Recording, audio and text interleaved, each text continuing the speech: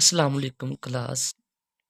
पिछले लेक्चर में हमने एक्सरसाइज 1.1 उसके क्वेश्चन नंबर 3 किए थे। आज हम करने जा रहे हैं question number 4। Name the property use in the following. हमने इन प्रॉपर्टी के नेम बताने हैं कि क्या क्या है। तो चलो ये बच्चे स्टार्ट करते हैं। क्वेश्चन नंबर 4,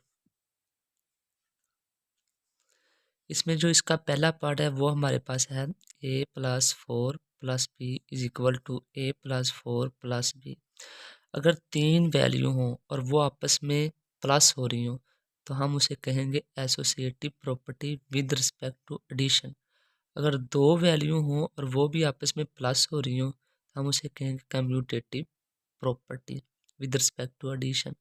इसी तरह अगर तीन वैल्यू हों और वो आपस में मल्टीप्लाई हो रही हों तो हम उसे कहेंगे associative property with respect to multiplication. अगर दो वैल्यू आपस में मल्टीप्लाई हो रही हो तो हम उसे कहेंगे commutative property with respect to multiplication. और यहाँ पर हमारे पास क्या है, तीन वैल्यू हैं और वो आपस में क्या हो रही है, ऐड हो रही है, तो हम इसे क्या कहेंगे, associative property with respect to addition. इसी तरह अब दूसरा पार्ट हमारे पास है √2 + √3 = √3 + √2। अब ये दो वैल्यू आपस में प्लस हो रही हैं तो हम इसे कहेंगे commutative property with respect to addition, क्योंकि ये प्लस हो रही हैं, ऐड हो रही हैं, तो हम इसे एडिशन कहेंगे। अब हमारे पास है तीसरा पार्ट, वो है x - x = 0। अब हम इसे ऐसे लिख सकते हैं x + -x, ये प्लस माइनस क्या हो जाएगा, माइनस, और = 0। अब ये वैल्यू क्या हो रही है, ऐड हो रही है, ये प्लस माइनस क्या हो जाएगी, माइनस, दोबारा फिर वही वैल्यू आ जाएगी। अब हम इसे कहेंगे एडिटिव इन्वर्स। इन्वर्स क्या है, -x, x के साथ क्या लिखा हुआ है, माइनस, इसलिए हम इसे कह रहे हैं एडिटिव इन्वर्स। अब हमारे पास है फोर पार्ट क्या है, a × b + c = ab + ac। अब देखें ये वैल्यू क्या हो रही है, प्लस, और ये क्या हो रहा है, मल्टीप्लाई किस साइड पर हो रहा है, लेफ्ट साइड पर। हम इसे कहेंगे left distribution property over addition. दो वैल्यू प्लस हो रही हैं और तीसरी वैल्यू क्या हो रही है, मल्टीप्लाई हो रही है किस साइड पर, लेफ्ट साइड पर, इसलिए हम इसे कहेंगे additive left distribution property over addition. अब हमारे पास 5 पार्ट है 16 + 0। आप 16 में ऐसा क्या प्लस करें कि वही वैल्यू रिपीट हो जाए, तो ये क्या हो रहा है, 0 प्लस हो रहा है तो वही वैल्यू दोबारा आ गई, इसे हम कहेंगे एडिटिव आइडेंटिटी। 0 यहाँ पर क्या है, आइडेंटिटी, क्योंकि इसमें प्लस हो रहा है इसलिए हम इसे कहेंगे एडिटिव आइडेंटिटी। अब हम चलते हैं पार्ट 6 की तरफ, वो है 100 × 1 = 0। अब 100 में ऐसा क्या मल्टीप्लाई करवाएं कि वही वैल्यू रिपीट हो, तो ये हमारे पास क्या, 1 क्या है, आइडेंटिटी, 1 क्या हो रहा है, मल्टीप्लिकेटिव, तो हम इसे कहेंगे मल्टीप्लिकेटिव आइडेंटिटी। अब हमारे पास है 7 पार्ट, वो है 4 × 5 × 8 = 4 × 5 × 8। अब ये तीन वैल्यू हैं, पहले ही मैंने बताया था, अगर तीन वैल्यू मल्टीप्लाई हो रही हो तो हम उसे कहेंगे associative property with respect to multiplicative. अगर दो वैल्यू मल्टीप्लाई हो रहे तो हम उसे कहेंगे commutative property with respect to multiplicative. अब ये 8 वाला पार्ट है, इसमें दो वैल्यू मल्टीप्लाई हो रही हैं, हम इसे कहेंगे commutative property with respect to multiplicative. अब हम क्वेश्चन नंबर 5 की तरफ चलते हैं। क्वेश्चन नंबर 5 हमारे पास है नेम द प्रॉपर्टी। हमने इन प्रॉपर्टी के नेम बताने हैं। ये देखिए -3 <-1,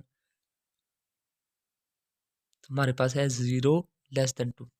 अब इस वाली वैल्यू से 0 <2 कैसे आएगा, अगर -3 में हम +3 ऐड करें, अगर इधर +3 ऐड किया तो इधर भी +3 करना पड़ेगा, -3 +3 बाकी क्या बचता है, 0, और इसमें से 1 निकालें बाकी का बचता है 2। ये हमारे पास क्या है, एडिटिव प्रॉपर्टी ऑफ ऑर्डर। इसमें हमने क्या किया है, +3 क्या किया, ऐड किया, तो ये हमारे पास बन जाएगा एडिटिव प्रॉपर्टी ऑफ ऑर्डर। अब पार्ट 2 की तरफ चलते हैं, वो है if A less than B then 1/a greater than 1/b। ये वैल्यू है, इससे ओवर वाली वैल्यू कैसे आएगी, तो हम इसे उल्टा देंगे। तो ये हमारे पास जब उल्टाएंगे तो हम इसे बोलेंगे रेसिप्रोकल प्रॉपर्टी ऑफ ऑर्डर। अब हम पार्ट 3 की तरफ चलते हैं। पार्ट 3 हमारे पास है if A less than B then a plus C less than b plus C.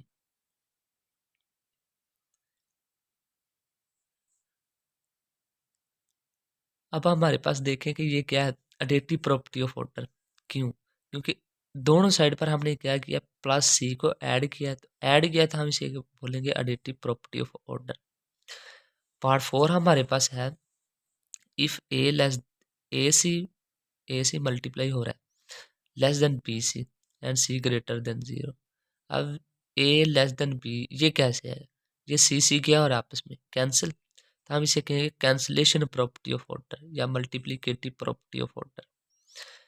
Part 5 हमारे पास है if a c less than b c and c greater than 0 then a greater than B.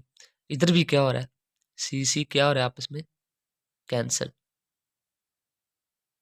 ये सी आपस में क्या हो रहा है कैंसिल, बाकी क्या बचेगा ए बी।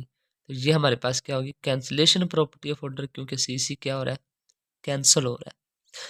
6 पार्ट हमारे पास है आइदर ए ग्रेटर देन बी और ए इज इक्वल टू बी और ए लेस देन बी। अगर दो वैल्यू हों, या तो वो आपस में बराबर हो सकती हैं, या ग्रेटर देन हो सकती हैं, या फिर लेस देन हो सकते हैं।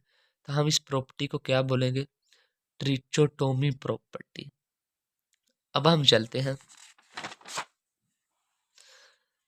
क्वेश्चन नंबर 6 की तरफ। क्वेश्चन नंबर 6 हमारे पास है insert to rational number between. इनके दरमियान हमने रैशनल नंबर फाइंड आउट करना है। तो पहला पार्ट हमारे पास क्या 1/3 एंड 1/4।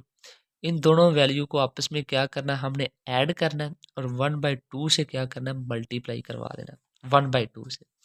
अब इन दोनों वैल्यू को ऐड करें 1/3 प्लस 1/4। 3 और 4 का हमने क्या करना है एलसीएम लेना है। तो ये इसका एलसीएम क्या आएगा 3 4 की फैक्टराइजेशन करें। तो हमने इसकी फैक्टराइजेशन की, तो ये हमारे पास नंबर है 4 3 को मल्टीप्लाई करवाया, बाकी क्या बचा 12।